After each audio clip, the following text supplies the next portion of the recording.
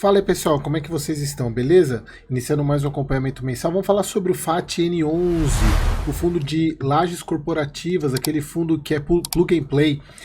Para quem não tem conhecimento, é a primeira vez que está assistindo, primeiro tem a playlist do FAT-N11 aqui no canal, se você tiver interesse em ver os vídeos anteriores, né, os acompanhamentos mensais. Mas é aquele fundo que tem uma pegada um pouco diferente de outros fundos de laje, porque ele não compra a laje, o prédio inteiro, ele compra salas ou ele compra andares, né, na maioria das vezes são salas, né, ou conjunto de salas, onde ele já monta a estrutura e deixa pronta para quem já entrar e ocupar. É por isso que é com esse conceito plug and play que ele tem. Então vamos lá, mais um mês aí acompanhando o FAT N11, relatório de julho de 24. Como a gente continuando aqui, os bullet points, que são as informações mais relevantes do fundo, depois as explicações. Aplicação financeira 33 milhões, guardem esse número que a gente já vai falar um pouco sobre ele daqui a pouco. Receita operacional bruta menos 0,1%, resultado operacional mais 9%. Redução de despesa, isso aqui é muito legal. Redução de despesa menos 25,6%. Aumento no número de cotistas. A liquidez também aumentou bastante. Será que depois que eu comecei a acompanhar a liquidez aumentou? Até parece, né? Bom, pessoal, então vamos lá, os destaques. Fundo distribui 85 centavos, lembrando que boa parte desses 85, quer dizer, boa parte não, uma parte desses 85 é não recorrente. Aqui que acho que para mim é o que mais me chamou a atenção é a receita de locação apresentou um crescimento de 25%, 24,88% comparativamente ao mês anterior. Tal elevação foi decorrente à incidência de reajustes e do início da exigibilidade da locação de um dos contratos, do recebimento de receitas recorrentes da transição de locatários de determinados conjuntos, mas principalmente do acréscimo da receita dos novos conjuntos adquiridos, ou seja, isso é receita recorrente. Isso é importante, porque uma coisa é você ter aumento de receita devido à venda e outra coisa é aluguel. Isso, acho que, para mim, tanto esse quanto a questão de despesa foram os pontos mais importantes. A receita total teve uma redução de 0,11%, mas muito em relação à redução da contribuição do ganho de capital resultante das vendas dos ativos no mês, ou seja, porque a receita total ela envolve somente o recorrente e o não recorrente. Então, se você tem um mês anterior com muito não recorrente, no mês seguinte não tem, você tem uma redução. Mas olha só, o fato do mês anterior não ter tido não recorrente significa que basicamente ficou no 0 a 0 a diferença sem não recorrente. Para mim, esse acho que é a informação mais importante, aliado a uma redução de despesa. E aí eles colocam a redução de despesa, né, principalmente pela não incidência de despesas extraordinárias, tais como atualizações monetárias, além da redução de despesas condominiais e IPTU. Tal redução se deve à contribuição de recebimento de reembolso da taxa de IPTU de período retroativo, além do início da exigibilidade de novos contratos, como foi falado aqui em cima. Então, em tese, a diminuição da receita provavelmente ela não se repita, porque pelo que dá a entender é uma incidência de despesa extraordinária, né? A não incidência de despesa extraordinária. Então isso é um ponto importante, mas acho que o que mais me chamou a atenção aqui foi esse aumento de receita, que é muito importante. Aqui a questão de algumas movimentações, né? O locatário do conjunto 21 do edifício Atrium optou pelo encerramento antecipado do contrato no mês de julho e o administrador está trabalhando na prospecção de uma nova locação. Conjunto 101 do Atrium 1 também, que estava desocupado, foi locado dentro do mês e o contrato terá vigência até julho de 29. Transição de locatário do 72 do edifício Aeroporto 2, sendo que o novo contrato já foi formalizado e terá vigência até agosto de 27. E em julho foi aplicado o reajuste monetário atual nos conjuntos 82 e 31 do Maximum Office Center 120 do edifício Santa Filipa. Mas aqui, pessoal, obviamente que nesse fundo, como ele tem muito imóvel em termos de pequenos imóveis, né? Então eles colocam só aqui os pontos mais importantes, mas assim, o que me chamou muita atenção foi esse aumento de locação, isso é muito importante. Aumento do número de cotistas, 10,08% em relação ao mesmo mês anterior. Aqui outro ponto importante, redução da vacância, ela estava, se eu não me engano, em 5% o mês passado, caiu para 2,3%, é uma baita, praticamente caiu metade do que tinha de vacância livre, isso é importante também, o que também ajuda a aumentar o resultado do fundo. Aqui os indicadores operacionais, receita recebida por metro quadrados aumentou bem, né, em relação ao mês passado, que os reajustes dos aluguéis. Aqui a receita, pessoal, aqui a gente vê ele tem receita para distribuir até o final do ano que vem, né, até o final desse ano, é isso, né? Acho que até o começo de 2025, se eu não me engano, ele tem receita não operacional. Isso aí eu falei nos outros meses, agora não vou lembrar de cabeça. Mas o que é importante aqui, pessoal, é que a gente vê que o fato do aumento da receita de locação faz com que o fundo precise usar menos de receita não recorrente para poder manter os 85 centavos. Isso cada vez mais vai ser melhor, porque eu até cheguei a comentar, acho que no vídeo passado, se o fundo mantivesse essa pegada, provavelmente a partir de janeiro ele iria reduzir os rendimentos, porque ele não tem condição de manter os 85 centavos sem o não recorrente. Mas pelo visto, parece que o fundo está indo muito bem.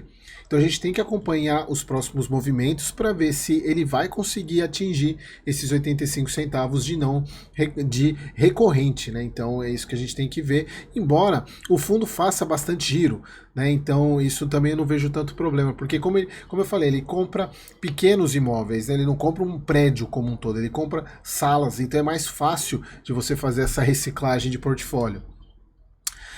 A composição da cota, né? O fundo ele tem um serviço de dívida de 9 centavos, que aqui é despesa financeira. Aqui é a parte de remuneração em relação ao valor patrimonial.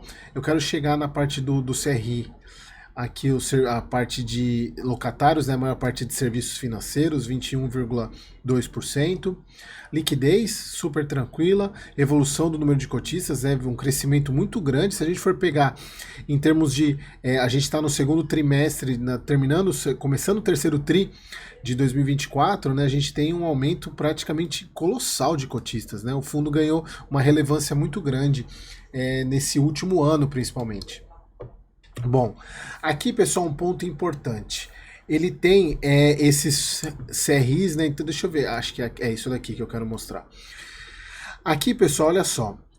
O fundo ele tem 2 CRIs de mais ou menos 50 milhões. Assim, hoje o valor atualizado está dando 55 milhões, 55,865. Juros de 6,25, 7,70. Esse daqui, atualmente, se eu não me engano, está praticamente empatado a taxa de carrego, o carrego dele. Esse aqui é um carrego negativo, esse aqui é quase positivo. Aqui, ó, aquisição de imóveis no fundo é realizada apenas se o imóvel oferir rentabilidade mínima de 10% ao ano, mais IPCA, o que torna a operação do CRI atrativa para a performance do fundo, mantendo o equilíbrio da estrutura de capital. O que eles estão querendo dizer aqui? Que o CRI só é feito se o resultado da alavancagem se o resultado trouxer mais resultado do que a própria alavancagem. Mas o que eu quero mostrar aqui para vocês? Eles mudaram um pouco o texto do relatório do mês passado para esse. Esse aqui é o texto do mês passado, olha só. As amortizações não impactarão a distribuição de dividendos. Lembrando, as amortizações começam agora em setembro de 24. Do CR1 e do CR2 em outubro de 2025. Então começa a bater agora no próximo mês. Esse mês agora, já no próximo relatório, a gente já vai ver esse negócio aqui corroendo. Mas olha só, como que era o texto antes.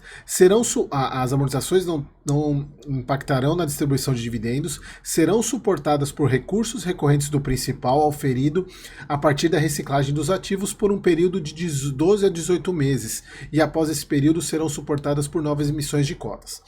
A grande dúvida que sempre que os cotistas tinham, né, inclusive, a partir de quando que vai começar a contar 12 a 18 meses. E aí eles deixaram mais claro no texto desse mês. Eles colocaram aqui, ó, serão suportadas por recursos decorrentes do principal auferido a partir da reciclagem proativa por um período de 12 a 18 meses a partir do início das amortizações de setembro de 24. Ou seja, a partir de setembro de 24, contamos 12 a 18 meses, o fundo tem caixa para manter isso daqui. Ele tem recurso para manter isso daqui. E aí, por que eu falei da questão dos 33 milhões lá se a gente voltar lá no início, foi o que eu falei, ele tem esse valor aqui, esse valor aqui de aplicação financeira. Obviamente, pessoal, que esse valor todo, ele não é somente, ele tem distribuição de lucro que tá aplicada, que ele está distribuindo. Então, pessoal, eu fiz umas contas aqui, eu não trouxe a planilha do Excel, mas se a gente for pegar no máximo aqui 18 meses, vai dar por volta de 14 milhões que ele tem para poder pagar essas amortizações que estão aqui. 14 milhões, obviamente que isso aqui é corrigido, mas vai dar uns 14 a 15 milhões. Ou seja, o restante é lucro que ele tem que distribuir do que ele fez. A grande questão é, o que me chama a atenção, que eu tô na dúvida, porque se a gente pegar aqui, tá falando numa alavancagem de CRI de 55 milhões. Se a gente pegar no informe mensal, olha só, tá confuso a informação, porque ele coloca aqui, obrigações por aquisição de imóveis 65 milhões, obrigações por securitização 15. Eu entendo que o CRI é uma obrigação por securitização, então aqui era para estar 55. Então fiquei na dúvida, mandei já um e-mail para a gestora, estou esperando o retorno deles para eles explicarem o porquê que não está batendo a informação do que tem de alavancagem com o informe mensal. Mas assim, em termos de alavancagem, pessoal, eu não me preocupo, porque eu já vi algumas pessoas falando, bom, o fundo tem caixa hoje pelo menos de 1 ano a 1 ano e meio para pagar sem precisar vender ou sem precisar fazer emissão.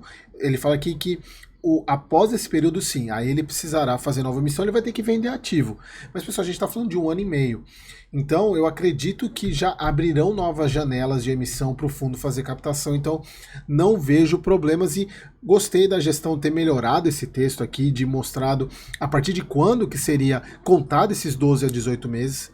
Eles mostravam isso aqui, mas não falavam a partir de quando. Então, é a partir da agora de setembro. Então, nós temos até mais ou menos fevereiro de 26, se a gente for considerar o prazo máximo aí de 18 meses para o fundo, para ele poder, que ele tem recurso para poder manter sem precisar fazer emissão. Tá? E aqui os ativos do fundo, né? Lembrando que essa estrutura de plug and play, né, que já tem prontinho para uso, tem muito, isso aqui lembra muito aqueles coworkings, né, que a sala já é pronta para você chegar, ocupar, é muito bacana. A gente vê aqui as fotinhos dos imóveis do FAT N11. É bastante coisa, né? São bastante salas, andares, né? Então, e é bem diferente dos outros, do padrão de lajes corporativas.